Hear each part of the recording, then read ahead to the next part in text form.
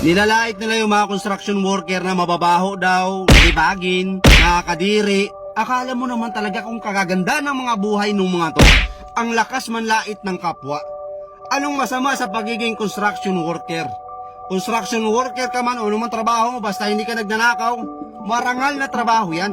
Ang hindi lang marangal, itong utak ng mga taong to na walang ibang laman kundi ang manlait ng kapwa, na akala mo naman talaga ang gaganda ng mga buhay.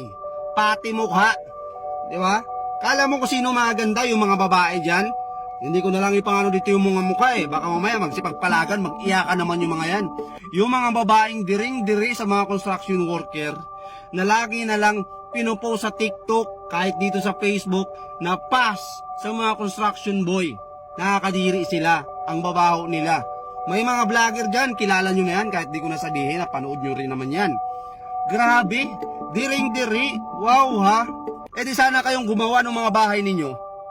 Ayaw nyo pala nandidiri pala kayo sa mga construction worker. Kayong gumawa. Tingnan natin. Masyado kayong magagaling sa buhay ha? Baka yung mga magulang ninyo, baka yung trabaho niyan, kawatan yan. Ha? Baka yung pinapakain sa inyo ng mga magulang nyo, ang ganda ng trabaho ng mga magulang nyo, pero lakas naman mangawat. Ha? Ang lakas mangutong sa kaba ng taong bayan. Bato-bato sa langit. Lakas yung manlait sa mga construction worker, porkit ba nasa opisina kayo? Naka-aircon kayo? Hindi kayo naiinitan ng araw. Maganda yung mga uniform nyo. Kaya feeling nyo, kayo na yung pinaka-mayor dito sa mundo. Trabaho nyo na yung pinaka-malupit. Lakas yung manlait sa mga construction worker. Baka nga, sagad kayo sa utang Baka yung ATM nyo nakasangla. Tapos lait kayo ng lait sa mga construction worker. Ang mahirap nyan, mas malaki pa yung sahod ng mga construction worker kaysa sa inyo. Yun yung katotohanan. Yung mga construction worker na yan, pag skill ka, mason ka, karpintero ka, magkano yung mga arawan ng mga yan? Nangungontrata pa yan. May sideline pa yan. Ikaw, tingnan nyo muna yung mga sarili ninyo. Baka nga hindi nyo kayang buhayin yung mga sarili ninyo Tapos ang lakas nyo ng manlait ng trabaho ng iba. Baka nga palamunin pa kayo sa bahay ninyo.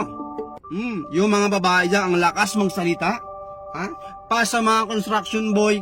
Tapos yung mga napangasawa, ang pupugi, wala namang alam na trabaho, palamunin. Real talk.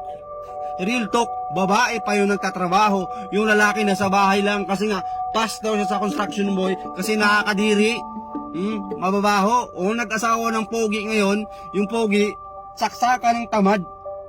Siya yung nagtatrabaho, magaling, palakpakan. Magiting kang babae ka. Yan tayo Bago mo tingnan yung kamalian ng iba, tingnan mo muna yung sarili mo. Baka hindi perfecto yung buhay mo, kaya dahan-dahan sa pananalita. Ito shout out sa mga TikToker dyan, sa mga babae dyan na akala mo kung sino maganda, na lagi nalang pinapangalantara na pa sa mga construction boy, mababaho sila, kadiri sila. Huwag kayong magsalita ng tapos, kaibigan, mga girls. Baka nyan, pag nakapag-asawa kayo, baka may hirap na hirap pa kayo sa buhay. Huwag masalita ng tapos.